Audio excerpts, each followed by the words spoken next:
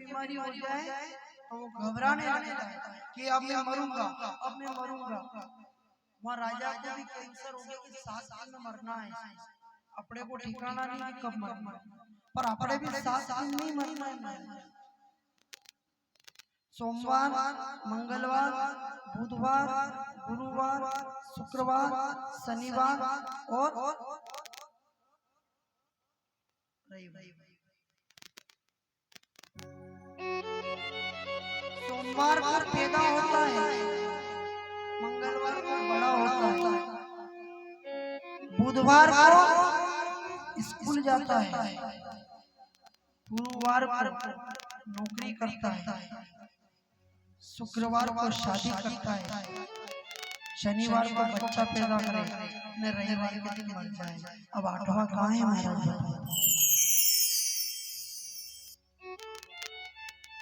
है क्या? वहीणा कश्यप के लिए और 12 महीने में 13वां महीना निकाल दिया, अपने लिए नहीं निकाला। और राजा तो कह रहा है कि मेरा तो बहुत बड़ा पाप हो गया। इच्छा की बात है, तेरे मन में कोई कामना हो, कोई जिज्ञासा हो, कोई भावना हो तो बता। एक ही तो इच्छा करी थी मैंने कि एक संत से जल पीने की याचना करी।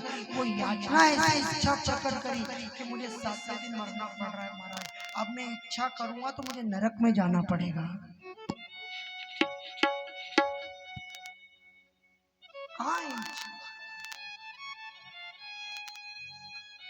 और हो सकती है कि इच्छा पूरी? बताओ, मशाल में भरोगे ना, वहां तक भी अपनी इच्छा अधूरी रह जाएगी, पूरी नहीं होने। एक सजे ने 10 होए तो अच्छा, ने 10 होवे तो शस्त्र होए तो अच्छा, ने ऐसा करते करते राजा के पंथ तक पहुंच जाए, फिर भी मन की ये तृष्णा पूरी नहीं होती महाराज। ध्यान रखना। एक व्यक्ति था महाराज, बड़ा करोड़पति था, लेट गया अस्पताल में, उसको कोई बीमारी हो गई होगी, शुगर वुगर की कोई। डॉक्टर ने उसका इलाज किया, पलंग पे लेटा हुआ था। उसके मुनीम से पूछा कि मुनीम जी मुझे बताओ कि मेरी संपत्ति कितनी है, कितनी जमीन है मेरे पास, कितना धन है मेरे पास, बताओ मुझे। मुनीम ने कहा महाराज आपके पास में इतना धन है, इतना धन है कि 7 पीढ़ी तक खा ले तो भी नहीं फूटे। इतना करते ही वो सेठ डॉक्टर के उस पलंग पर सोया हुआ लेटा हुआ था, वो धड़ांग से नीचे गिर गया महाराज, बेहोश हो गया। मुनीम घबरा गया, डॉक्टर को बुलाया, उसको वापस पलंग पे लेटा करके उसके हवा इंजेक्शन करी, होश में लाया। मुनीम ने कहा महाराज क्या बात है, आप धड़ांग से नीचे गिर गए, आपने पूछा और मैंने बताया कि 7 पीढ़ी तक नहीं फूटे, तो आप बेहोश कैसे हो गए? बोले कि बेहोश इसलिए हो गया क्योंकि 8वीं पीढ़ी क्या खाएगी इसकी मुझे चिंता।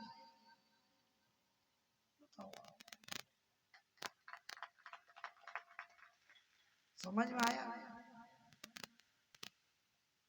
भगवान ने हमको कितना कुछ दिया है, उसमें संतुष्ट नहीं है। तात मात भ्रात मिले, युवती मिली सुखदाई, पद और पैसा पा गयो, ने मिल गई मान बढ़ाई, फिर भी मनुष्य को समझ में नहीं आता है।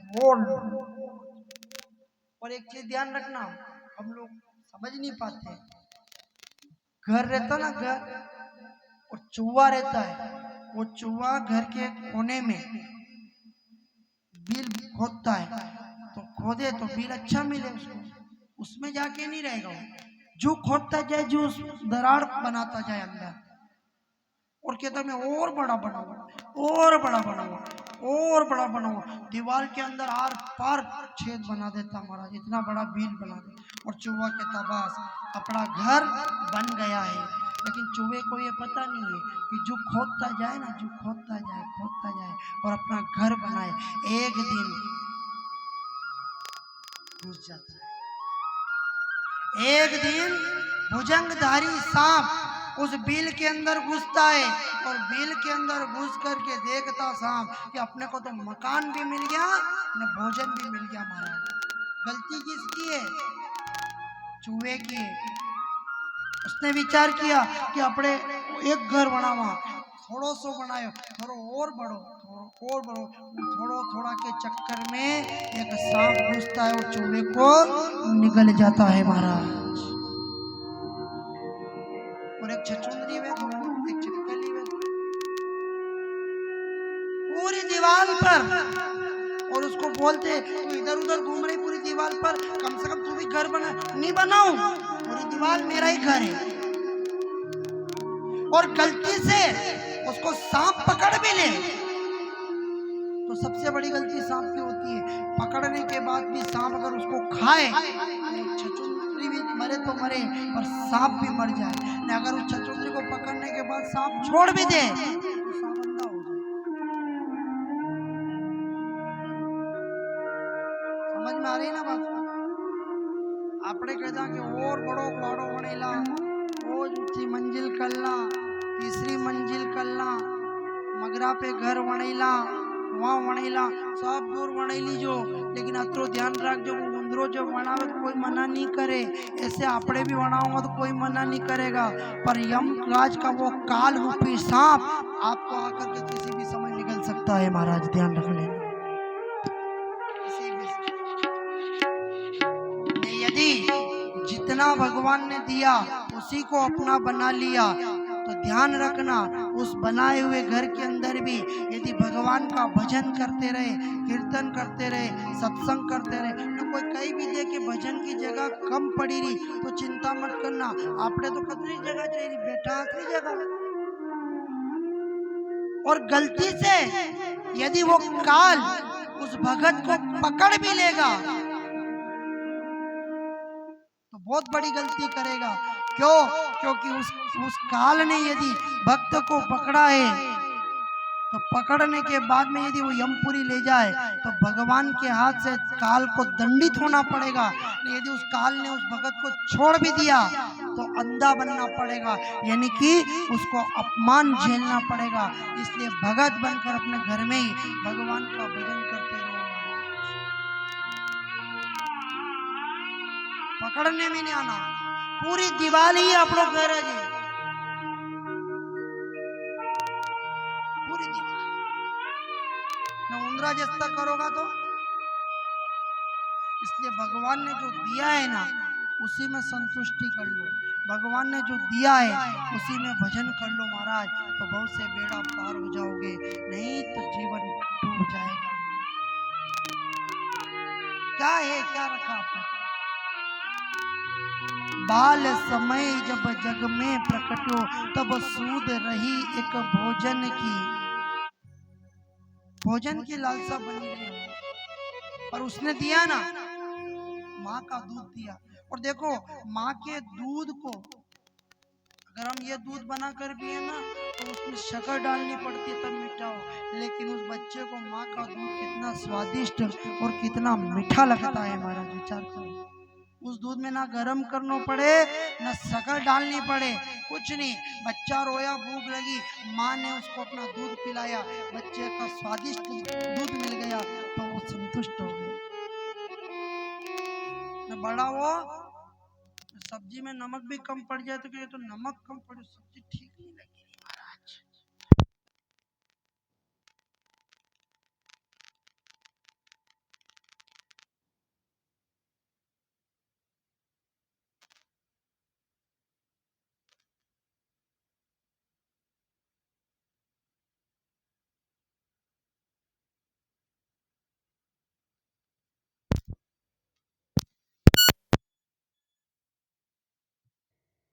बोलिए सच्चिदानंद भगवान की, सांवरिया सेठ की जय हो, द्वारकाधीश जय हो।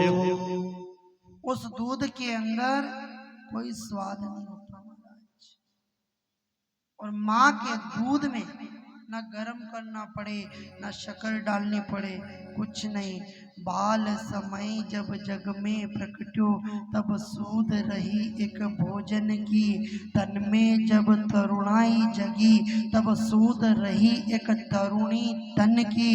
ने वृद्ध भयो धन की तृष्णा में, लोग कहे ये संखी संखी। ने अंत समय में सुख ही न मिले, ये आत्मा तो भटकी ही भटकी, भटकी ही भटकी। अब ध्यान रख ले, आपको कहीं सुख मिलने वाला नहीं। सुख मिलेगा तो कहाँ मिलेगा? भगवान के कीर्तन में, भगवान के भजन में, भागवत में, कथा में, इनमें सुख मिलेगा। महाराज इसमें आनंद की प्राप्ति होती है, बड़ा आनंद आता है। इधर उधर की बातें सुनना, इधर इधर के लोगों की बातें करना, इसमें आनंद नहीं मिलेगा। जब तक भगवत भक्ति की कथा नहीं श्रवण करेंगे, भगवान का चिंतन नहीं करेंगे, हमें आनंद प्राप्त नहीं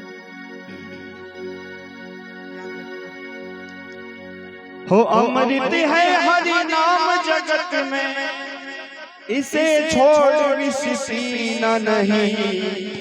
हरि नाम नहीं तो जीना क्या, हरि नाम नहीं तो जीना क्या, हरि नाम नहीं तो जीना क्या, हरि नाम नहीं तो जीना क्या।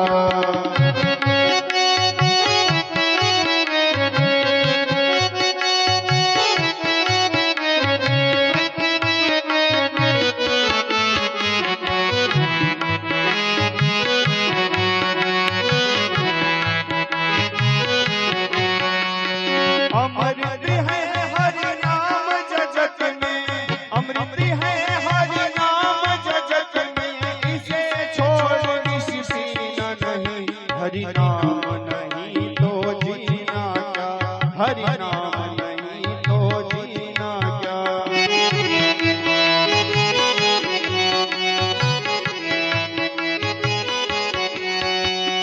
काल सदा अपने रस डोले, काल सदा अपने रस डोले, ना जाने कब सर चढ़ बोले, ना जाने कब सर चढ़ बोले। हरि का नाम जपो निसावन, हो हरि का नाम जपो निसावन, अगले समय का पता नहीं। हरि नाम नहीं तो जीना क्या, हरि नाम नहीं तो जीना क्या।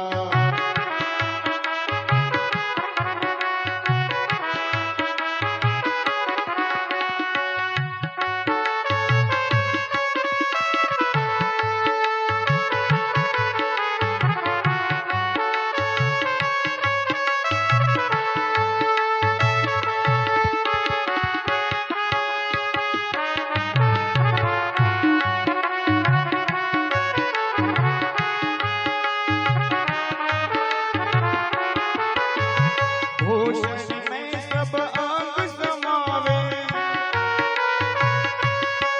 हो भूषण में सब अंग समावे, रसना पर हरि नाम न आवे। भूषण में सब अंग समावे, रसना पर हरि नाम न आवे।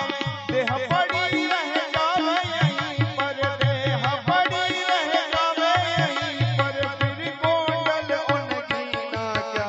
हरि नाम नहीं तो जीना क्या, हरि नाम नहीं तो जीना क्या।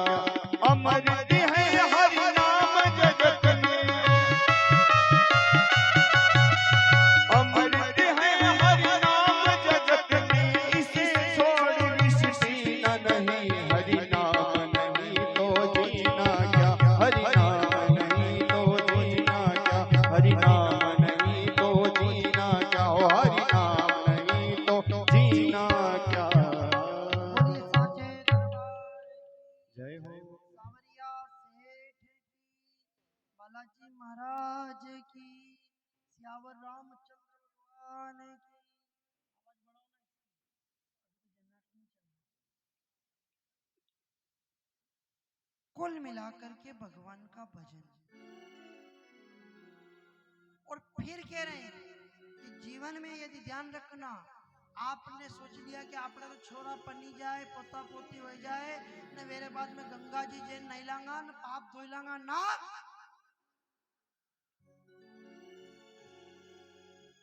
कौन रखेगा पाप? श्रुति ने बताया था अपनो पाप कोई भी नहीं रखे।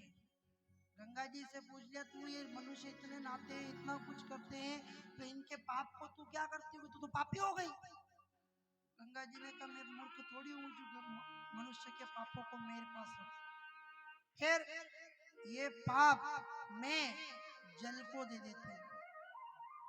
जल से पूछा, तू इन पापों को क्या कर? तू पापी? बोले, इन पापों को मैं भी नहीं रखता हूँ। फिर मैं नदियों के बहाने समुद्र को दे देता हूँ। समुद्र से पूछ लिया कि मानव इतना पापी है, गंगा नहाने जाता है, गंगा भी पाप नहीं रखे मनुष्य का, जल भी पाप नहीं रखे मनुष्य का, तो जल कह रहा है कि समुद्र को दे दे, तो तू पापी? समुद्र ने कहा, मैं भी मूर्ख नहीं हूं, मैं भी ये पाप मनुष्य के मेरे पास नहीं रखता हूं। फिर बादलों के माध्यम से ये पाप मैं बादल को दे देता हूँ। बादलों से पूछा कि समुद्र से पाप रख लेते हो तो तुम पापी होगे? बादलों ने कहा, मैं भी मूर्ख नहीं हूँ जो मैं पाप को रखूं। क्यों?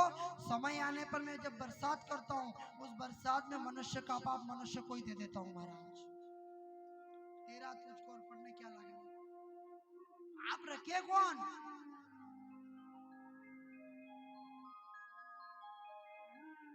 पाप एक ही तो रखता है।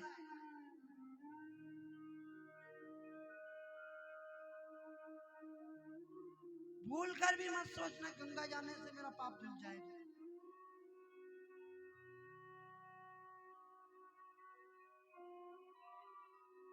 करना है तो यही कर लो महाराज। चोला पहन लो, बाबा जी बन जाओ, पहाड़ों में चले जाओ। क्या क्या है अंतर संतों में और संतों में और गृहस्थों में? क्या अंतर है? अरे हमने भगवान को पाने के लिए गए थे, लेकिन वहां बंगला, गाड़ी, कोठी सब बना लिया। फर्क कितना रहा? रोटी छोड़ दी तो वहां पे फलियार के दास बन गए। बच्चे छोड़ दिए तो चेलों की जमात खड़ी कर दी। घर छोड़ दिया, आश्रम के दास बन गए। बने तो है ना, मानो दास तो बने ना, छूटे तो नहीं ना। और घर में भजन कर लो, वो भरत की कथा आती है।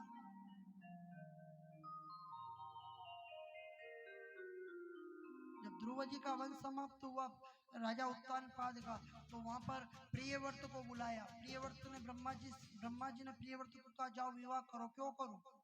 बोले, विवाह करोगे तो बच्चा होगा, संतान होगी, तो ये धरती आगे सिंचित होगी। बोले कि ना, मैं विवाह नहीं करूंगा, ये नारियों के झमेले में नहीं पड़ना। हमें पूछो मत भाई, घना जग रखना पड़े आजकल।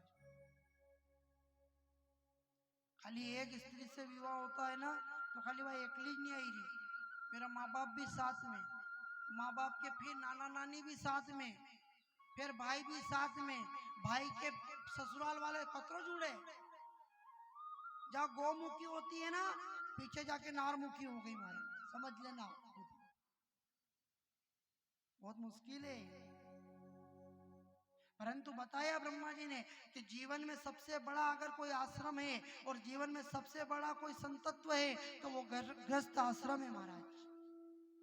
गृहस्थ आश्रम से बढ़कर, गृहस्थ आश्रम को चलाने वाला व्यक्ति और भगवान दोनों बराबर है। कैसे? भगवान पूरी दुनिया को चला रहा है और गृहस्थ जीवन को चलाने वाला व्यक्ति अपने घर को चला रहा है। चला तो दोनों ही रहे ना महाराज। अब ये मत सोचना, ये जितने भी साधु संत बनने के चक्कर में रहते हैं ना, आधे देते तो भगोड़े हो गए। कोई विरला ही संत मिलेगा हमें जो तपस्वी है, तेजमय है,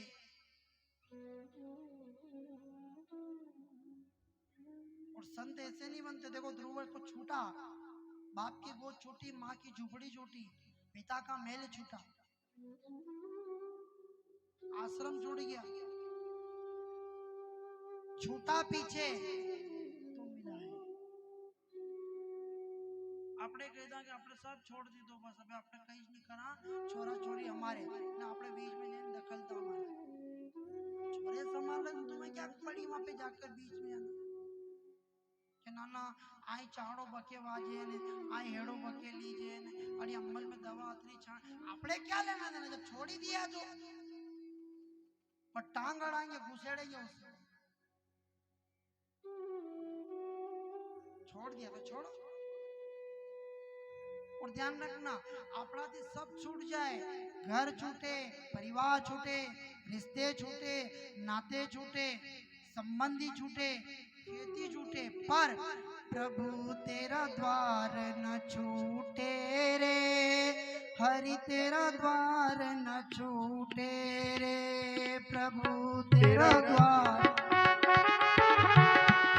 प्रभु तेरा द्वार न छोटे हरि तेरा द्वार न छोटे रे प्रभु तेरा द्वार न छोटे रे हरि तेरा द्वार न छोटे रे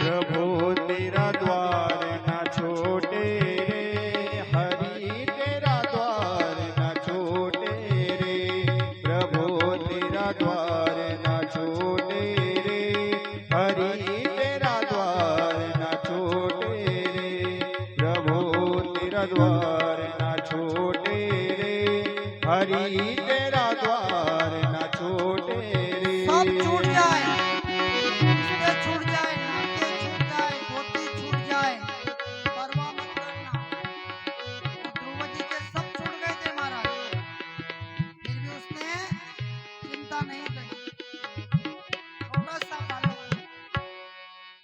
छोटे से बालक ने विचार किया छूट जाए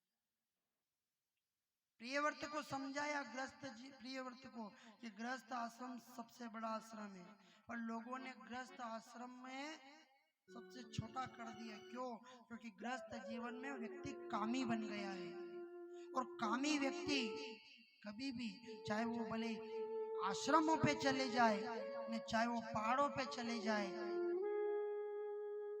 संत नहीं कहला सकते विश्वामित्र ने क्या करा राजा थे सन्यासी बनने के चक्कर में चले गए लेकिन जहाँ एक अप्सरा ने जो उसको साड़ी का पल्ला उसके आगे डाला कहते वो कामी बन गए महाराज और सन्यासी तो सुदामा भी बन गया था सन्यासी तो मीरा भी बन गई थी सन्यासी तो धन्ना जाड़ भी बन गया था और सन्यासी तो कर्मा बाई भी बन गई थी महाराज तब जहाँ विश्वामित्र ने अपना राजपाट छोड़ दिया लोगों ने पूछा क्यों छोड़ा बोले कि मेरे को संत बनना है मैं भगवान को पाना चाहता और गए खाली उस अप्सरा का एक छोटा सा पल्ला उसके नाक पे गया आंखें खोली और उसको देख करके मोहित हो गया वो विश्वामित्र केवल तत्वदर्शी बन गए ब्रह्म ऋषि नहीं बन पाए महाराज और सुदामा 5 बच्चे और पत्नी के बीच में भी भगवान का सतत नाम लेने से एक महान संत बन गया जिसके घर सोम द्वारकाधीश आ गए थे महाराज वो मीरा भरी जवानी में पति मर गया लोगों ने कहा कि भजन मत कर मंदिर मत जा फिर भी गई नहीं छोड़ू भजन को नहीं छोड़ू मैं गाना और गाया महाराज ऐसा गाया कि मीरा ने तो उसी जन्म में गाया लेकिन मीरा को युग युग में गाया जा रहा है महाराज युग युग में गाया जा रहा है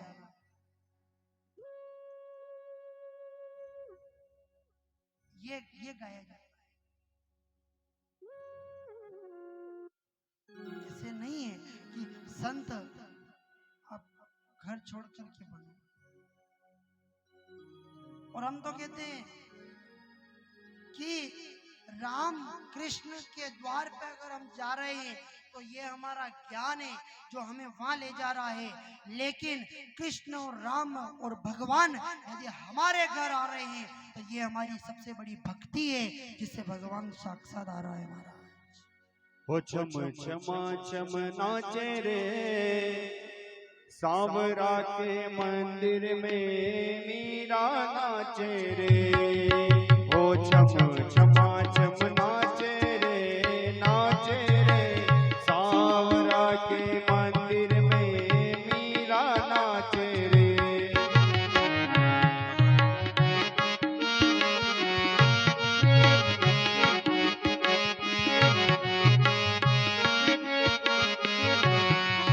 हो छम छमा छम नाचे रे सांवरा के मंदिर में मीरा नाचे रे।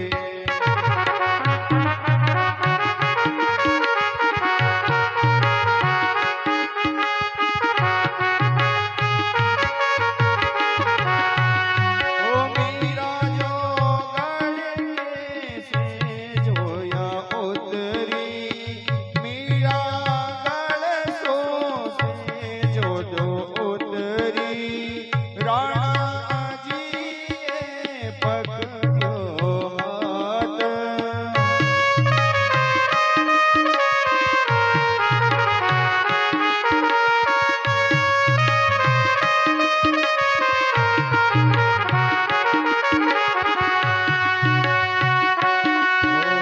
छम छमा छम नाचे रे सांवरा का मंदिर में मीरा नाचे रे।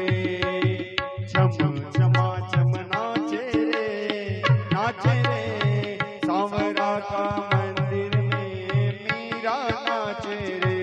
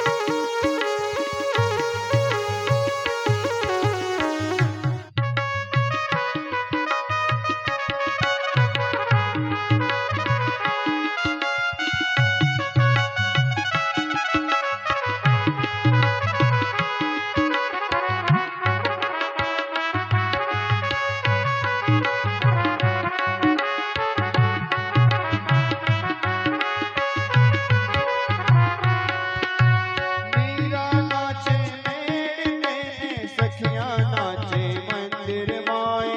मीरा नाचे मेड़ में सखियां नाचे मंदिर माए। मीरा बजावे घोंघरू सखिया बजावे ताली रे। मीरा बजावे घोंघरू ने सखिया बजावे ताली। घोंघरू छम छमा छम बाजे रे माधवरा मंदिर में मीरा एकली नाचे।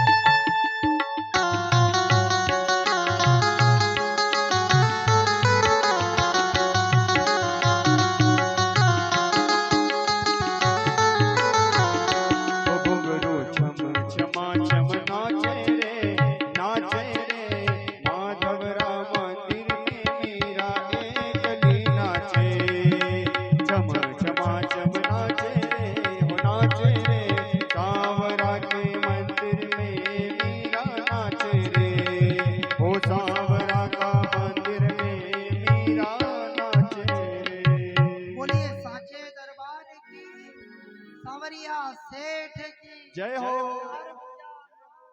जय हो।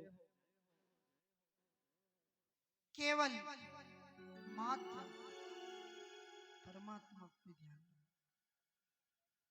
देखो प्रियव्रत को ब्रह्मा जी ने ज्ञान दिया, तो प्रियव्रत ने कहा क्या करना है? बोले कि कुछ नहीं करना है, औलाद पैदा हो जाए उसके बाद में उसको बड़ी कर देना ने, फिर तू संत बन जाना।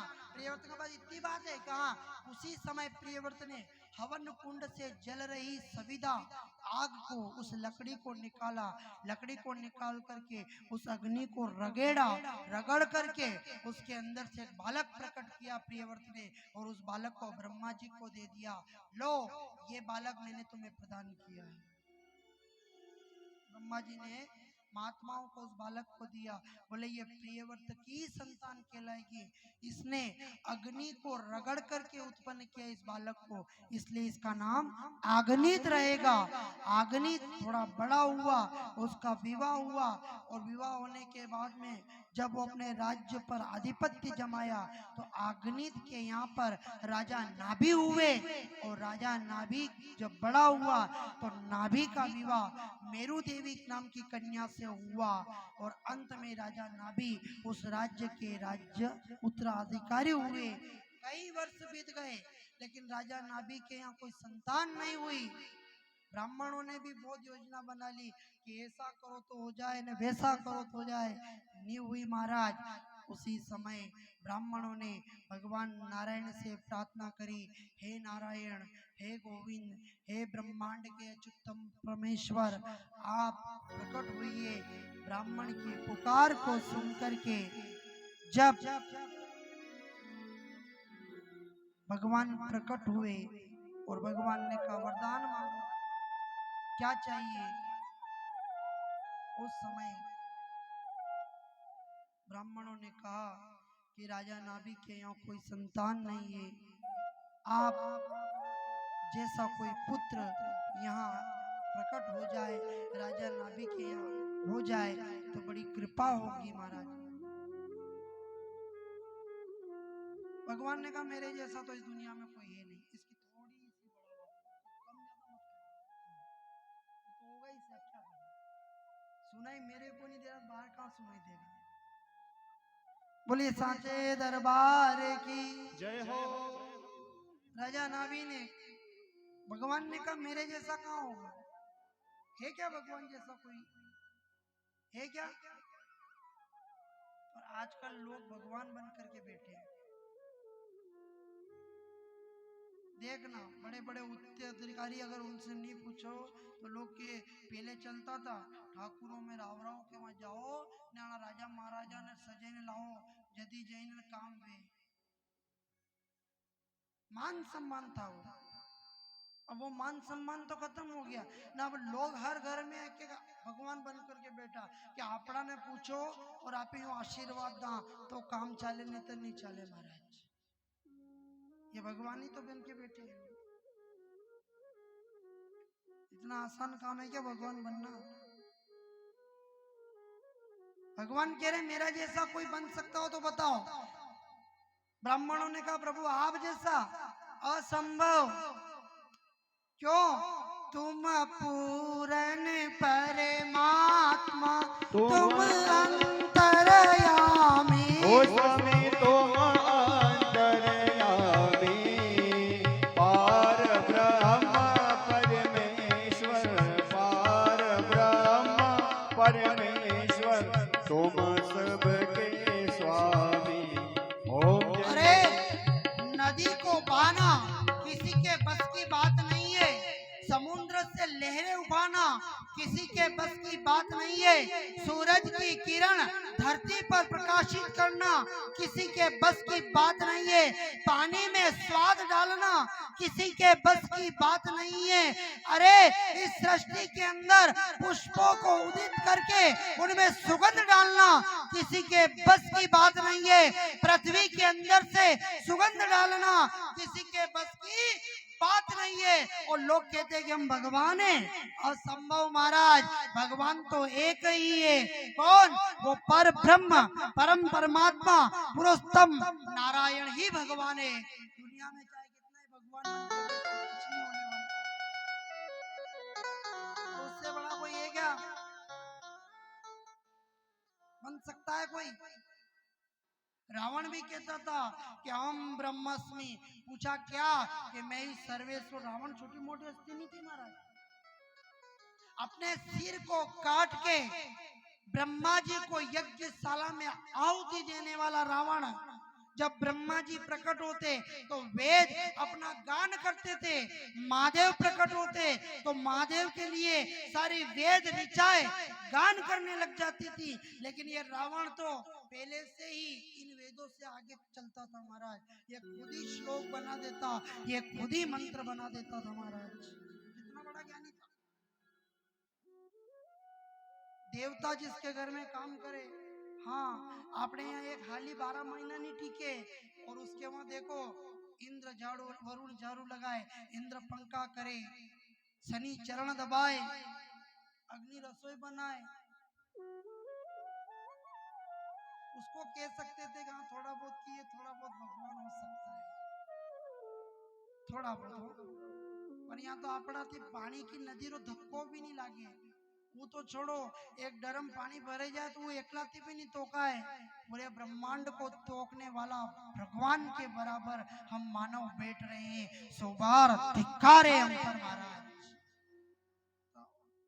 फिर कह रहे कि अपन सबसे बड़ा गांव के, तो कह रहा हूँ कि धर्म का कार्य में, पूजा में, मंदिर में, पाठ में, जप में, तप में, कथा में, इनमें तो बिना बुलाए चले जाओ। भगवान बनने की जरूरत नहीं है कि अपना 56 भोग लगाए ना मंदिर में घंटी बजाए, ताली बजा, ना पर्दा खोले, ना पचे जिमाए। ऐसा नहीं है। तो पहले से तैयार हो जाओ कि आज कथा, और यही नहीं, जहां भी कथा होती है वहां चले जाओ। कभी कभी कान में खुजली चले तो अपन उंगली से भी खुजला ले। जरूरी नहीं कि वो पिन निकाले या मली खोदने वाली कोई मशीन लगाए।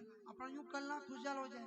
अपने भी जीवन में कभी कभी मान लो अधर्म खुजालने लगे तो अपन ताली सेवा के साथ जहां मिले वहां भजन करके नहीं इसको खत्म कर दो महाराज। हो सांवरिया से मिलने का, हो सत्संग ही बहाना है। सांवरिया से मिलने का सभी ताली सेवा के साथ में बहाना है। चलो सत्संग में चले, हो हमें हरि गुण गाना है। सांवरिया से मिलने का, हो सत्संग ही बहाना है।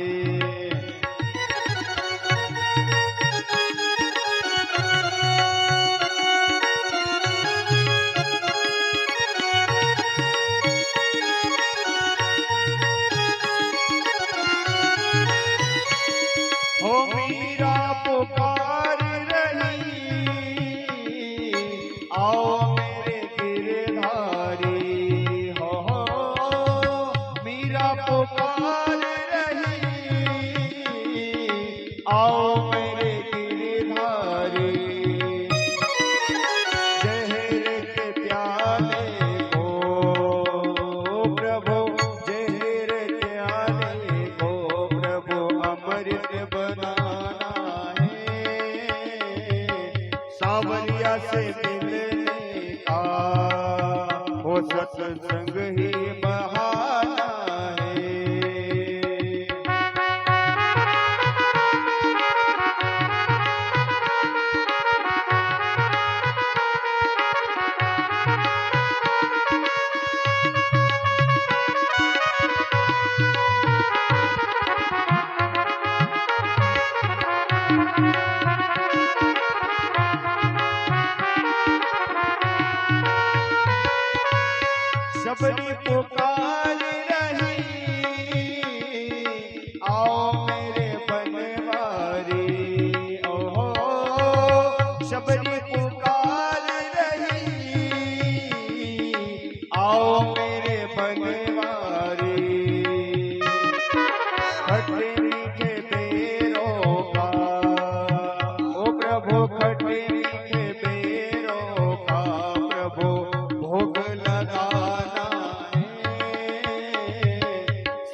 सांवरिया से मिलने का हो सत्संग ही बहाना है।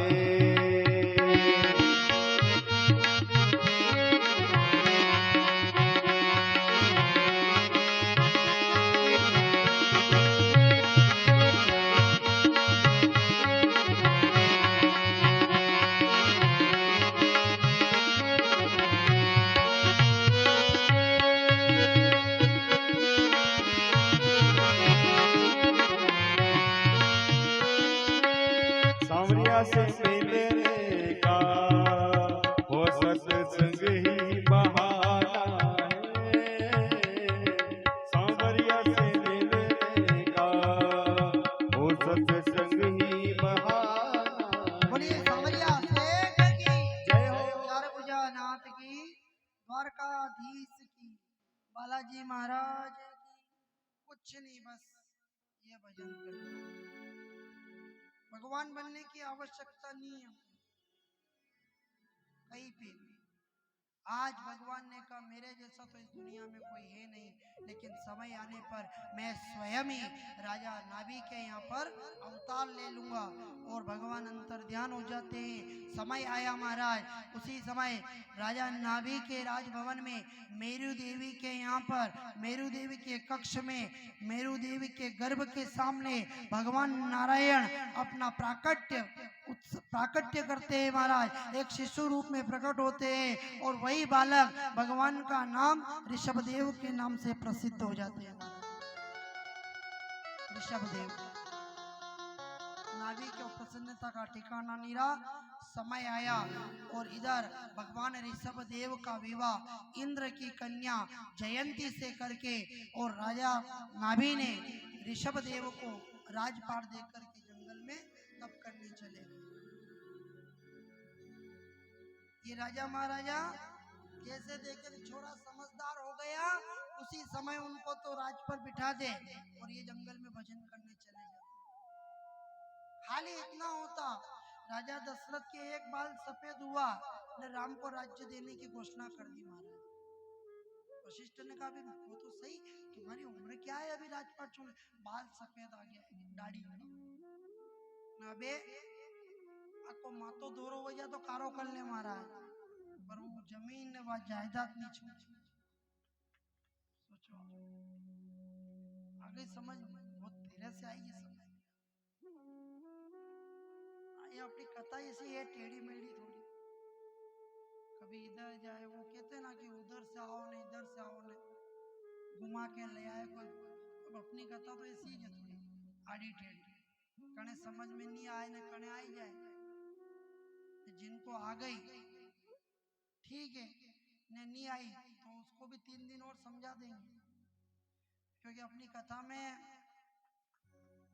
ये डिस्को डांस थोड़ा कम चलता है महाराज। हाँ, शादियों में भोजन 2 प्रकार से होता है बाप जी। एक तो उबा उबा जीमणो, जने अपने बपेट का ने आसन लगा के जीमना। अब आप खुद निर्णय करना कि खड़े खड़े भोजन करने में आनंद है कि बैठ करके जीवने में आनंद है। उबा उबा तो ऊँट ने बेल भी खाई नहीं, आदमी खाए तो अपनी जो कथा है नी, ये उबी उबी नहीं है, ये बेटी बेटी है। आराम से बैठो, पूड़ी वाले का इंतजार करते हैं ना, अचार वाले का करते हैं, सब्जी वाले का करते हैं, फिर कोई अच्छा सा खड़े खड़े जीवना अच्छा है। एक हाथी लो ने अणी हाथी जीवन ज्यादा थके जा तो अणी हाथ में थाली ले लो, अणी हाथ 2 हाथ की चाले। ये ऊंट बेल वाला भोजन है। समझ में आ रही है आपको कि नहीं आ रही? कोई कहेगा कि ये खड़े खड़े होता तो बड़े अच्छा लगता, बपेट जिसको बोले, आप लोग उसको बपेट बोलते, अपने बड़ा बोपा बोला, ये बोपा भोजन है। जिसको खाना नहीं आता है, ये ऊंट बेल गाय भैंस बकरी ये सब उबा उबा जिम तो ये बोपा। और जो खड़े खड़े भोजन करे वो बैठे बैठे करे वो। आसन लगा के भोजन करोगे तो माँ अन्नपूर्णा का सम्मान रहेगा, तो आपके घर में हमेशा धन धान भंडार भरा रहेगा। न खड़े खड़े जिमोगे तो ऊंट के आगे पत्ता कहीं मिल जाए, न कहीं नहीं मिले तो 6 महीने तक भूखा रहना पड़े, ऐसी नौबत हमारी भी हो जाएगी महाराज, समझ लेना। तो अपनी कथा कौन सी है? बेटवा वाली। बैठ करके परोसा जाता है, पूड़ी का इंतजार करना पड़ेगा, सब्जी का इंतजार करना पड़ेगा, पंगत लगी हुई है तो ये इंतजार का समय। राजा परीक्षित ने क्या करा, उसने भी कहा गुरुदेव इंतजार कर लूंगा पर बैठ कर ही करूंगा, ये खड़ा खड़ा नहीं पीऊंगा, इस कथा का प्रसाद बैठ कर ही मैं करूंगा। राजा दशरथ के एक बाल सफेद होने पर राम को राज्य दे रहे थे। इन राजाओं की भी यही कहानी बनी हुई है महाराज कि एक बार पुत्र लायक बन जाता है तो राज सिंहासन पर बिठा करके ये राजा जंगल में चले जाते थे और इधर अपनी औलादों को घर बार संभाल लेते। ऋषभदेव लोगों की जनताओं की सेवा करने लगे, उन लोगों के हर दुख को दूर करने लगे, तो लोगों ने कह दिया कि आज से हमारा भगवान कौन? ऋषभदेव। भगवान ऋषभदेव कहने लगे अरे भैया तुम मुझे क्यों पूछ रहे हो, मैं तो साधारण 5 तंतु का शरीर बना है और इस शरीर का ढांचा है, इसमें कोई दम वाली बात नहीं है। अगर तुम्हें कुछ पूछना है तो भगवान को जाकर के पूछो, भगवान की सेवा करो, तुम्हें वहां सब कुछ मिलेगा। ऋषभदेव ने समझा, लोगों ने कहा नहीं बाबूजी आप तो मेरे लिए ही भगवान हो, आप तो मेरे लिए ही भगवान हो और मेरा ही सर्वेश्वर हो। ऋषभदेव ने कहा लोग ऐसे अपन करते हैं भाई, हनुमान जी के मंदिर में जाओ, किसी को हनुमान जी आ जाए तो बस भगवान को भूल जाते हैं। अभी एक कथा चली थी भागवत शिव पुराण, शिव जी की इतनी जलधाराएं चले कि महाराज पास में राम जी बैठे हो तो वहां हमें तो यूं घुर्रा शंकर भगवान के जल चढ़ाए, बताओ उनको यूं घुर्रा के देखे यूं, जैसे राम जी ने उनका बहुत काम बिगाड़ दिया उन्हें। जहाँ माता पार्वती, जहाँ गणेश, जहाँ कार्तिकेय और जहाँ नंदी है वहां शिव जी को और नंदी को सबको जल चढ़ाए। बड़ी नंदीरा कान रे मेरे जैन बोले कि नहीं बोले, सांड आ जाए तो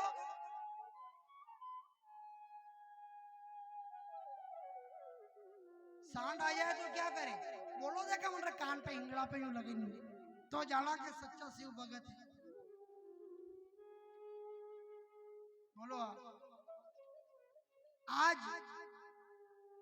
ऋषभदेव यही तो समझा रहे हैं कि तुम सब भगवान का भजन करोगे तो तुम्हारा बहुत से बेड़ा पार होगा। मेरे पास कुछ नहीं है लेकिन लोगों की नहीं बाबूजी आप सब जानो, खाली एक छोटा सा चमत्कार बता दो आप, बस लोग उसी को भगवान बनाकर बैठा देते और असली भगवान को छोड़ देते हैं। असली की परख करो आप थोड़ी।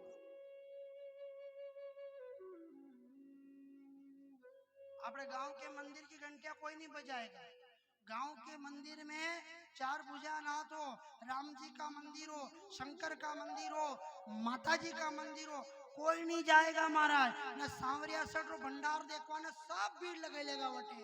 बताओ आप क्या भक्ति कर रहा है क्या कर रहा? वहां नहीं चलेगा बहाना किसी का, आएगा बुलावा तो जाना पड़ेगा, ये ध्यान रख लेना आप। गांव के मंदिरों में और सांवरिया जी को मंदिर वहां भंडारो खुले, अपने गांव रो भंडारो भरीन देखो देखा, ये भगवान भी गरीब नहीं देगा तो ये भी चमत्कार करेगा। समझ में आ रही कि नहीं आ रही हो तो ताली बजाते रहना, खाली यूं यूं करो समझ नहीं पड़ेगा। बताओ रात में माताएं जागरण करती हो, इधर पुरुष अगर रात में भजन संध्या करते हो तो अपने घर में आप टीवी देखा, मोबाइल चलावा न और कई कई काम करा तो अपने मोबाइल ना पी जाना, लेकिन कोई भजन पर ध्यान नहीं दे ना। एक खाटू श्याम की भजन संध्या में खाली एक गावावारी आवे तो देखो कितनी भीड़ लगी है, लाखों रुपया बरसे दे महाराज। अब बताओ आप भजन कर रहे हो कि क्या कर रहे हो? जोर से बजाओ। भजन करना है तो वो ध्रुव ने करा, प्रहलाद ने करा, सुखदेव जी ने करा। बताओ अपने गांव में कथा वही रही वे तो नहीं होना, यहाँ 100 कोस पे कथा वही रही तो वहां चल जाओ। क्यों? वहां भगवान साक्षात आयन बेटा तक है, नहीं यहाँ तो राक्षस बेटा सब। कितनी सोच है हमारी बताओ। खरा खट कड़वी कट, भले बुरा लगे तो लगे, हमें हमारी कथा से तारीफ नहीं करवानी है कि अपनी कथा कसी वही। हमार सोनी जी कह रहा था कि लोग कह रहा घड़ी हो कथा वही तो वही आओ, भगवान की कथा है अच्छी जो होगी, अपन थोड़ी कर रहे हैं। अपना तो कहीं भी नहीं है महाराज, अपनी कोई औकात नहीं जो अपन कथा करे। अपने बाप दादा की तारीफ नहीं कर सका, भगवान ने कहीं वे कहे अपना थी करवा वालों भी हुए करा वालों भी हुए, पर धन छे बात समझ में आए तो ठीक है, नहीं आए तो कोई बात नहीं। घड़ा के मन में तो यह भी हुई थी कि बाबूजी कई कथा करेगा ने क्या रहेगा ने कटे रहेगा ने कई माला ने कई स्थिति ने, पर मैं धन्य मानता हूँ कि उस रामा अवतार में शबरी को लोगों ने बोला कि तू जवानी से बुढ़ापा आ गया पर अभी तक राम नहीं आया, क्यों चक्कर में पड़ी? पर शबरी ने कहा कि मेरे गुरु ने कहा था कि आएगा, और देखो हुआ है। चित्रकूट के घाट घाट पे सबरी देखे बाट, राम मेरे आजा।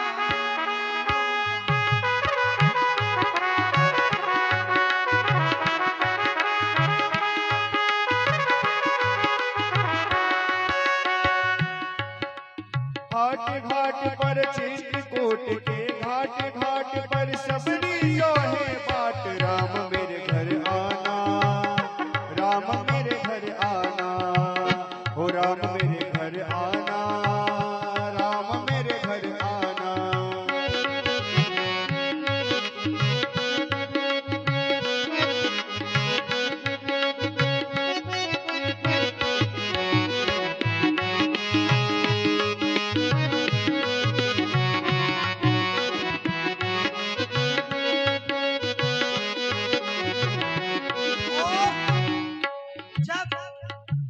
लोगों ने समझाया उसकी समझ में एक नहीं आई। उसने कहा गुरु ने बोल दिया था ना कि राम आएगा, महात्मा ने कहा हमारी बात नहीं मानेगा, श्राप दे दो, तुम श्राप दे दो, दंड दे दो, याचना दे दो, पीड़ा दे दो।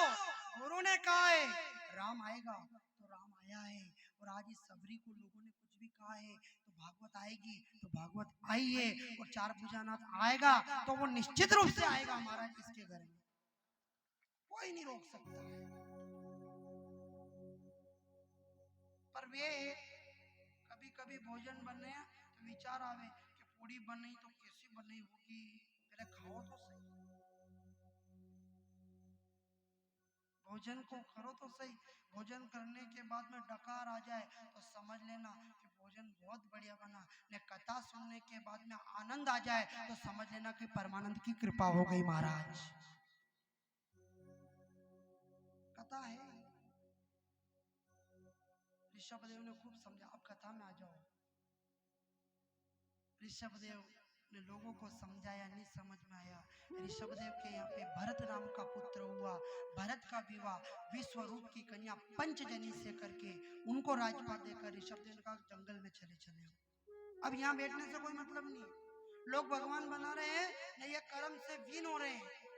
और ध्यान रखना, जितने भी शंकर को पूजने वाले हैं, जितने भी शिव जी को पूजने वाले, सही सही बताना क्या आप भक्ति से पूज रहे हो या अपने मतलब की पूजी रहे हो? सही सही बताना। भगत बनना चाहते हो कि मतलब? और मैं तो कहूंगा कि मतलब का संसार है, नहीं यहाँ कोई एतबार। संभल संभल के चलना बंदे, फूल नहीं यहाँ है अंगार, यहाँ है अंगार। ध्यान रखना। ऋषभदेव ने कह दिया कि देखते अपने को कौन भगवान मानते हैं। जंगल में चले गए। लोगों ने जाकर भरत जी से कहा तुम्हारे पिताजी कहाँ हैं? बोले क्या कहा? बोले आज आका लेना होना था, आज हमको बांध लेने, डोरा करवानो, भभूत लेनी। बोले वो तो जंगल में चले गए। लोग ऋषभदेव को जंगल में भी जाकर के ढूंढ निकाले। ऋषभदेव जी ने कहा अरे तुम यहाँ भी आ गए? दिया साहब जाओ। गांव के लोग गांव चले गए। ऋषभदेव जी ने सोचा कि ये गांव के लोग मुझे अगर भगवान बना देंगे और मुझे भगवान मान लेंगे तो अपने कर्म से विमुख हो जाएंगे। तो ऋषभदेव ने पागलों जैसी हरकत करना प्रारंभ कर दी। क्या? उन्होंने भोजन छोड़ दिया, कई दिनों से जल छोड़ दिया, सिर के बाल बड़े होते तो हाथों से उखाड़ना चालू कर दिया, बड़े बड़े नाखूनों को अपने हाथों से काटना शुरू कर दिया, कई दिनों से नहावे नहीं। गांव के लोग जाने लगे, कहने लगे ऋषभदेव जी ये क्या करने लगे? ध्यान में बैठ जाए, ऊंधा लटक जाए, कपड़ों की लंगोट खोल दी। गांव के लोगों ने कहा ये तो नंगे हो गए, ये ऋषभदेव भगवान नहीं, ये तो पागल है। गांव के लोगों ने छोड़ दिया। ये जमाना ऐसा है, ये जमाना ऐसा है महाराज, ध्यान रखना। जहां लोगों ने ऋषभदेव को भगवान समझा, वहां भगवान ने थोड़ा सा लोगों को बताया कि भगवान क्या कर सकता है। लंगोट खोल दी। लोगों ने कहा पागल है, इनके पास नहीं जाना। उसी समय सारे लोग अपने भी इतरज करा भाई। हाँ माताजी मंदिर में माताजी नहीं होने तो अपने शंकर भगवान ने पूजा, ने शंकर नहीं होने तो हनुमान जी कन जावा, ने अपने गामरा देवता सब खपी जा तो पचे दूसरा देवता ने पकड़ा जैन जुजार भेरून कारोन नागोन गागोन सब अपने भी इतर है। जो आपड़ो सुनेगा वो आपड़ो।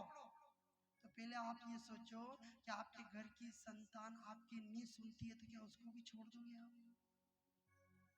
उस पर भी भरोसा तो है ना कि आज नहीं तो कल अपना छोरा अपने को मुंह में पानी देगा, नहीं देगा तो मोशर तो करे नहीं करेगा, जाजम पे तो भेजगा, ने वो भी नहीं करेगा तो घाटो तो करेगा। अतरो विश्वास तो फिर अपने को भगवान पर, अपने इष्ट पर इतना भरोसा क्यों नहीं रहता है? बताओ, अपने देवता पे भरोसा क्यों नहीं रहता है? अपने भगवान पर भरोसा क्यों नहीं? आज नहीं तो कल, कल नहीं तो परसों, एक दिन तो वो जरूर आएगा। बस अपने को करना क्या है? अपने को तो बस उसके पास बैठना है और बैठकर थोड़ी देर भजन करना, ज्यादा कुछ नहीं चाहिए।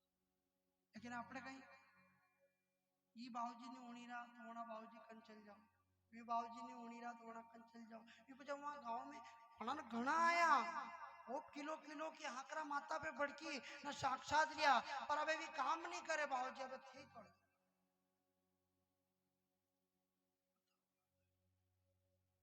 क्यों मत जाओ महाराज, आप तो मेरे गोविंद के पास आकर प्रार्थना करो।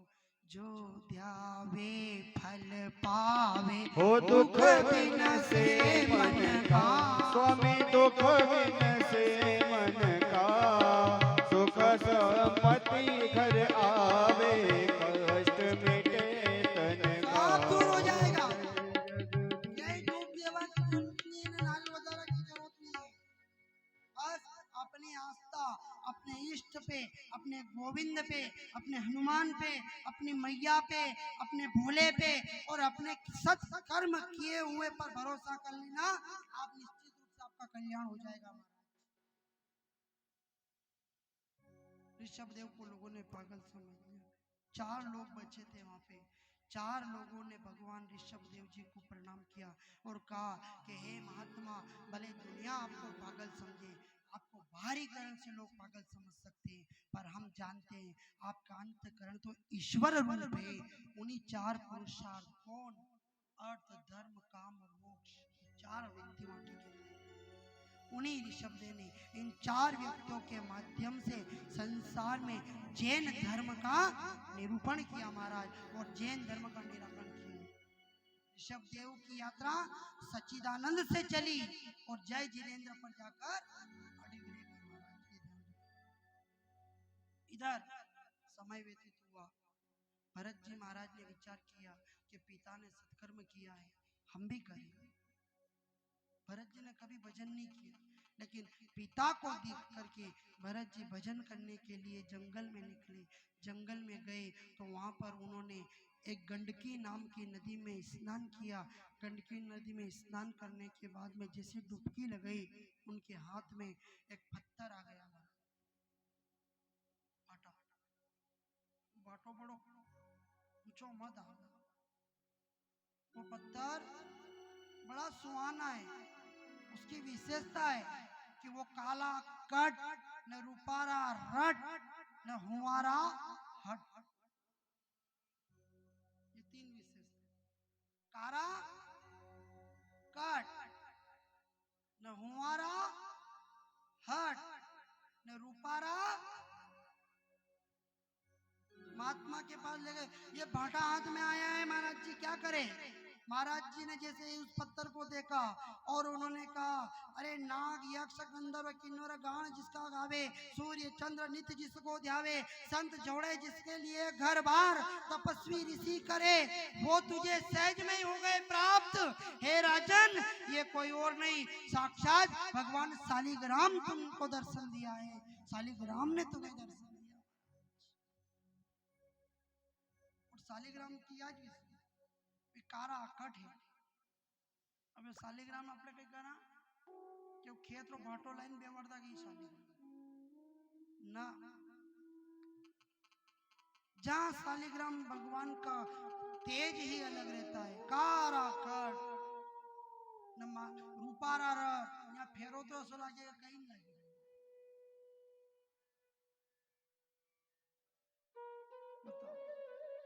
भरत जी ने अपने आसन पर बिठाकर भरत जी महाराज तपस्या करने लगे।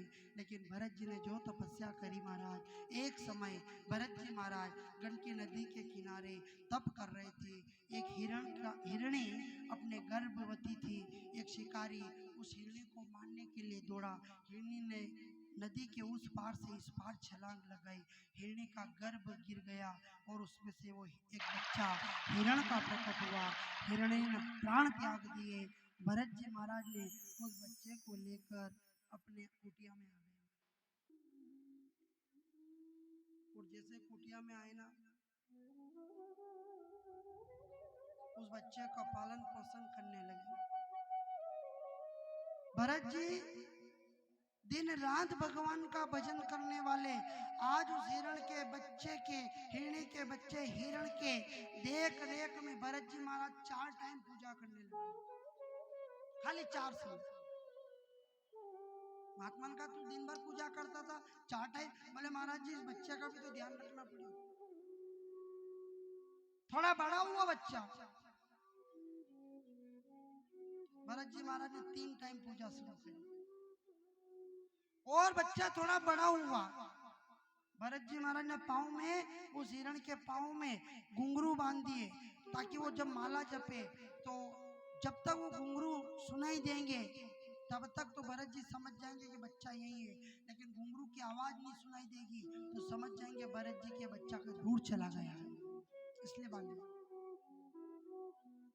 और जैसे ही बांधे महाराज, भरत जी महाराज की पूजा 2 टाइम हुई। फिर बच्चा बड़ा हुआ हिरण, पूजन 1 ही टाइम रह गए। फिर बच्चा थोड़ा बड़ा हुआ, भरत जी महाराज की पूजन आधी हो गई। बच्चा दूर जंगल में चला गया।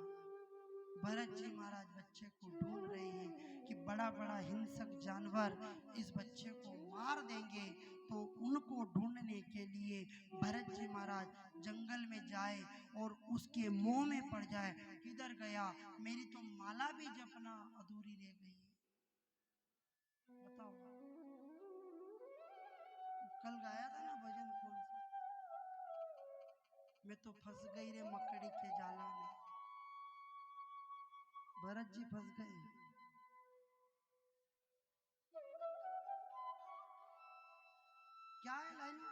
छोरा घना ने छोरिया घनी, मैं तो रह गई लाड़ लड़ावा में। बड़ा प्यारा भजन है, ध्यान नहीं दिया, हर जगह गाते हैं पर ध्यान नहीं दिया। कल दिया था।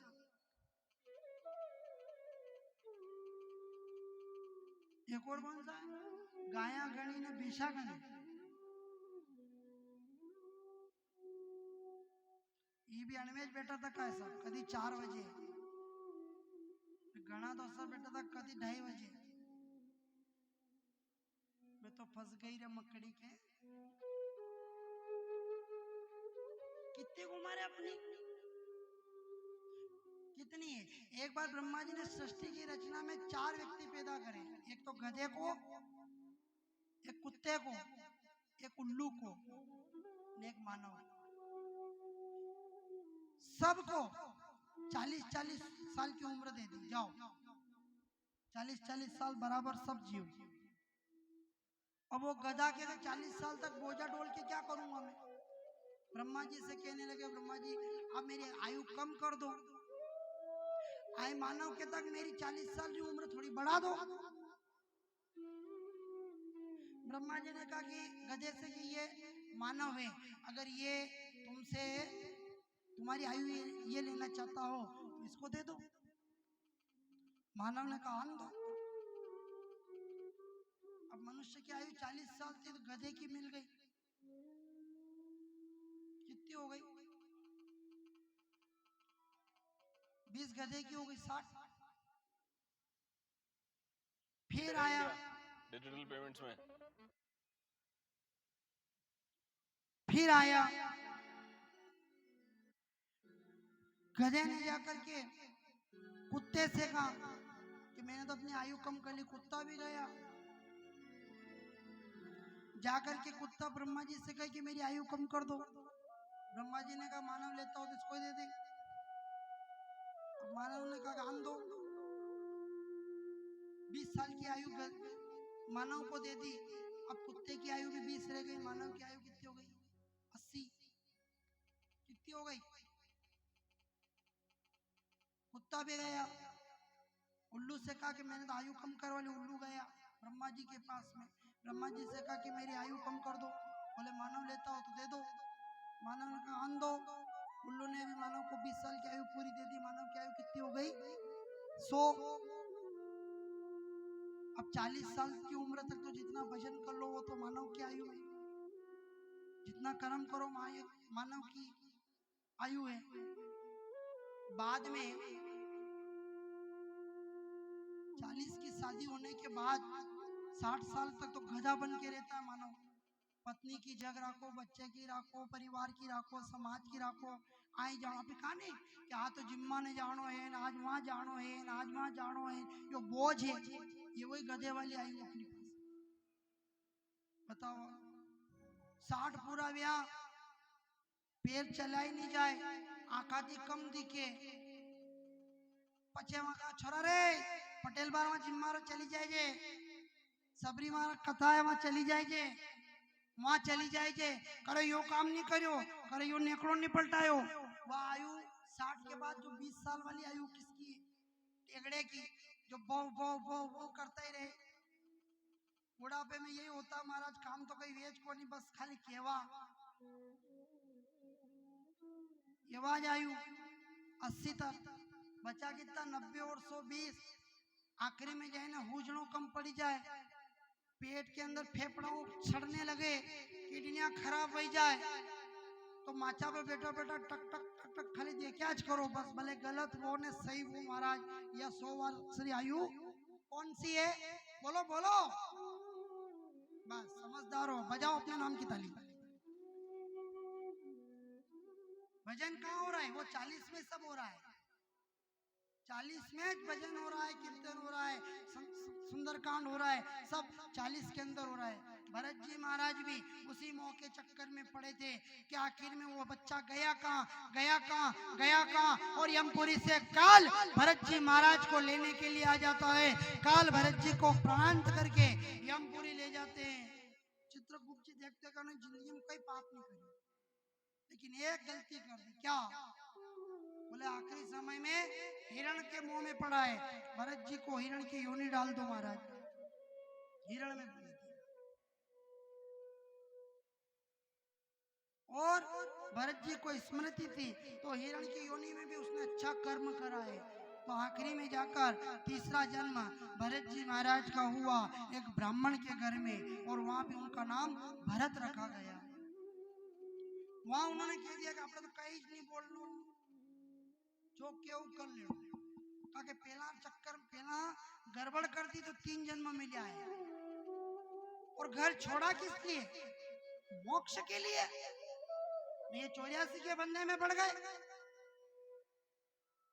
नहीं बोलना, नहीं बोलिया सा, कोई कहीं कह दे तो कोई कहीं कहीं कह दे, कुछ भी कह दे, बोले नहीं भी। ब्राह्मण के घर भाभियों ने सूखी रोटी भरत जी को दी, ले खा ले। भरत जी खाने लगे, यूं नहीं के कि आखो दिन काम करूं ना उन्नी रोटी नहीं दी थी, ठंडी दही रहा ना, पेट भरनो करनो। बोले जी। एक दिन राजा रघुगण की सवारी आ रही थी, पालकी में बैठ करके राजा रघुगण बैठ करके जा रहा था, पालकी उठाने वाले के पांव में मोच आ गई। राजा रघुगण ने आदेश दिया, जाओ सामने से जो भी आए उसको पकड़ के ले आओ। किसको? भरत जी। भरत जी क्यों? कहीं नहीं पूछे, चलो राजा ने बुलाया, चलो। रास्ते में राजा की पालकी बैठी, राजा ने कहा मेरी पालकी को उठाना है। यूं भी नहीं क्यों कतरी तनखा दूंगा कि क्या ले जानो कि कतरो उठानो के क्या तक जानो ना, कुछ नहीं, उठा के चलने लगे। अब राजा रघुगण पालकी में बैठा, वो कभी यूं हिले कभी यूं हिले कभी यूं हिले। वो स्पीड ब्रेकर पे गाड़ी लगती ना, ऐसे स्पीड ब्रेकर आता ना गाड़ी पे लगा तो कैसे आगे का पीछे पीछे का आगे हो जाए। राजा रघुगण भी ऐसा ही बैठा, कदी यूं वे तो कदी यूं वे। वो कहे कि कौन कर रो स्तरियो कि ये नया व्यक्ति उठा के चल रहा ना, ये कर रहा है। भरत जी महाराज उठा के चल रहे थे। भरत जी महाराज कभी लंबी फलांग मारे, कभी टेढ़ी मारे, कभी आई मारे। अपन बेल चलाते थे, बेल आए वाला बेल ने यूं यूं खींचता ना, आई ना बल ने ढीलो करता तो वो गाड़ी यूं पलटी जाती। फिर कभी आई खींचता ना, आई ढीलो करता तो गाड़ी सही कह रहा नहीं मैं, बस ऐसा का ऐसा ही इधर राजा रघुगण क्या हो रहा है। कभी वो भरत जी महाराज यूं चले तो वो पालकी ऐसी टेढ़ी हो जाए, कभी यूं चले पालकी यूं टेढ़ी हो जाए। रघुगण ने बार बार भरत जी महाराज को समझाया कि बेटा थोड़ा ढंग से चला कर, वो फिर आगे जाए, फिर बड़ी बड़ी फलांग मारे। 1-2 बार भरत जी महाराज ने समझाया, पर जैसे ही राजा रघुगण को क्रोध आया कि ये व्यक्ति ढंग से पालकी नहीं चला रहा, पालकी को रोको, पालकी को रुकवाया। उतरते ही राजा रघुगण ने पालकी से अपनी म्यान से तलवार ली और भरत जी महाराज को समझाया कि तेरे को समझ में नहीं आती है कि राजा रघुगण की पालकी को कैसे चलाया जाए, आज मैं तुम्हारा प्राणांत कर दूंगा। राजा रघुगण जैसे ही भरत जी महाराज पर प्रहार करने के लिए जाते हैं, इतनी देर में भरत जी महाराज राजा रघुगण के हाथ को पकड़ लेते हैं। बस बहुत हो गया, तो कहूं कहीं बोलने को नहीं, पर ये जमाना बिना बोले रहने नहीं देगा। अरे राजन कहा क्यों मार रहे हो, क्या अपराध है? बोले पालकी ढंग से नहीं चला। अरे राजन नीचे छोटे छोटे जीव जंतु मेरे पाँव में आ रहे हैं, इनको बचाने के लिए मैं इधर उधर चल रहा हूँ, तुझे ध्यान है कि नहीं? राजा क्या तुम्हें भी ध्यान है? हम भी महात्मा के प्रवचन सुनने के लिए जा रहे हैं। प्रवचन? कौन से प्रवचन?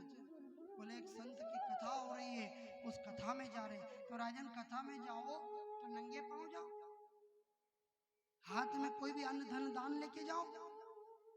तुम तो जा रहे हो ये अपनी चतुरंगनी सेना लेके जा रहे हो, जैसे महाराज को किसी संत को तुम अपनी तरह मोहित कर लोगे। और ये सोच वही रोनी कथा में भागवत में बड़ी बड़ी गाड़ियां जाए न, बड़े बड़े संत मोहित हो जाते हैं कि आपने तो जजमान बड़े बड़े बढ़िया वाले सब, बड़े बड़ी गाड़ी, बड़ी बड़ी मोटरें, बड़े धनिक लोग,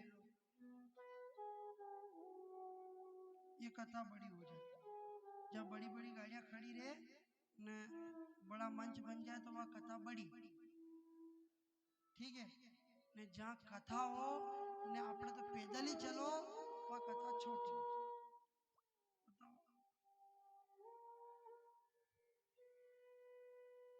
कितना कितना फर्क कर दिया कथाओं में भी, सत्संग में। ये राजा रघुकुल की कथा अपनी नहीं है, जो भरत जी महाराज समझा रहे हैं। कथा में जाओ, मंदिर में जाओ, सत्संग में जाओ, पूजा पाठ में जाओ, विनम्र भाव से जाना चाहिए। हाथ में कुछ भी, अन्न ले जाओ, धन ले जाओ, दान ले जाओ, सोनो ले जाओ, चांदी ले जाओ, हीरा ले जाओ, पन्ना ले जाओ, माणक मोती ले जाओ, या एक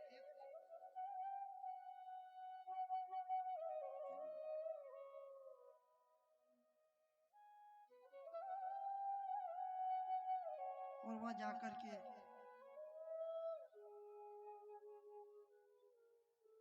फिर देखो। और आज देखो, मंदिर में जाए तो अपना चप्पल मंदिर के ऊपर रखते हैं महाराज ने। भगवान की तरफ देखता पहला मंदिर रे नीचे सीढ़िया पे देखा, क्या देखा, अरे कोई चप्पल तो नहीं लगी टोपी में, ध्यान भी उधर है। कथा में ध्यान दे रहा है महाराज। ध्यान तो ऐसा होना चाहिए कि जहर का प्याला राणा ने भेजा, वो मेरा दियो खोल ने, उसके अंदर बैठो देखो माखन चोर। लोगों ने मीरा से कहा इसमें जहर है, उसने कहा मेरा कोई ध्यान नहीं, केवल गिरधर ही मेरा ध्यान रखने वाला, और ये नटवर नागर ही मेरा है बस। तो उसके अंदर से भी माखन चोर निकल गया महाराज, भेजा तो जहर देने के लिए। भरत जी समझा रहे, कथा में जाओ, सत्संग में जाओ, सद्भाव लेके, और कथा में जाओ ना तो अपना सब पाप कथा से बाहर छोड़ दो। मंदिर में जाओ ना, सब भाव बाहर छोड़ दो। लाड़ा लाड़ी पने नहीं, छोरा छोरी, तो वह छोरी भूली जाए थोड़ी देर के लिए, माँ बाप कटे बेटा, मामा मुसार कटे बेटा, परिवार कटे बेटा, वह तो उतना ध्यान रखे कि सामने अग्नि है और पास में बेटा ये मेरा पति है, और इसके हाथ में जो हाथ मेरा दिया बस इसी से मेरा वरण हुआ, वह उतना ध्यान रखे। रखे नहीं, बहुत गहरी बात है। उदाहरण तो इतना सड़ा है कि आपकी समझ में नहीं आएगा, पर समझ लेना इतनी सी बात, पूरी भरत कथा समझ में आ जाएगी आपको। खाली उसको हाथ दिया और कान में आए छोरी ने कह दे कि था पापा बुलाई रहा, तो भी ध्यान नहीं रहेगा, का वो हाथ पकड़ी मिली हुई है। बस यही कथा होनी चाहिए कि जब कथा में जाओ, मंदिर में जाओ, सत्संग में जाओ, गुरु के पास जाओ, तो ये सब भूल जाना कि अपना छोरा कटे ना अपना चप्पल कटे, अपनो हाथ तो बार गोविंद रे हाथ में है, इतना ही ध्यान रखना महाराज, तो समझ में आ जाएगा। और जम गया मामला तो पति पत्नी का रिश्ता परफेक्ट। थोड़ी थोड़ी देर में छोरी आई में देखे क्या है, भले वाले माँ बाप ने देखेगा तो लोग यूज करेगा, ये छोरी आई में कहाँ देखी रही है, पिलाती ताकती के देखा के नहीं के भाई, आई में देखा, वही मंत्र पे ध्यान नहीं, पति पर ध्यान नहीं, ब्राह्मण बोल रहा उस पे ध्यान नहीं, ना आई में देखे मेरी माँ कहाँ है, मेरे पिता कहाँ है, वो बोले नहीं गा, खाली देखेगा तो लोग कह देगा ये पिलाती आई में देखी रही, मतलब गड़बड़ है। नहीं देखी तो भले अंदर से उसको मन में मोह हो रहा है, माया जकड़ रही है, लेकिन वहां बैठी है परफेक्ट, तो मेरा गोविंद तुम्हें पार लगा देगा महाराज, समझ जाना। उससे तो कहना अवगुण बहुत किया ओ प्रभु जी, मैंने अवगुण बहुत किया, हो अवगुण बहुत किए प्रभु जी मैंने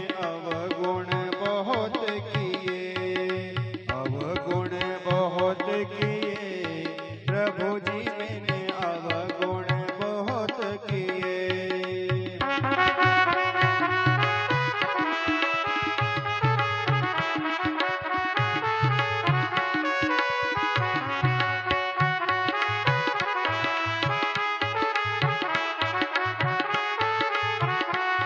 ओ अवगुण बहुत किए, प्रभु जी मैंने अवगुण बहुत किए। अवगुण बहुत किए, प्रभु जी मैंने अवगुण बहुत किए।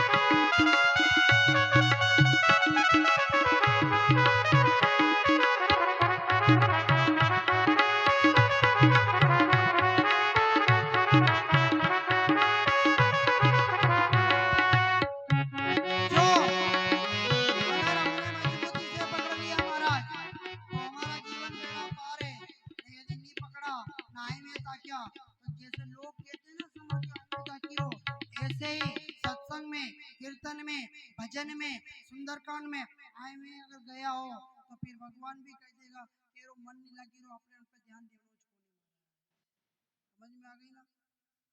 वहाँ पे परफेक्ट रखना महाराज तो आपका जीवन बेड़ा पार हो जाएगा। नहीं इधर उधर चप्पला राह में देखोगा नहीं तो चप्पल की जगह बिठाई देगा। ठीक है ना। आधे घंटे 10 मिनट का विश्राम, विश्राम के बाद पुनः कथा में प्रवेश करेंगे। ठीक है ना। हेलो चालू करो भाई। व्यास मंच पर बैठे गुरु जी को नमन करता हूँ। सभी विप्रगणों को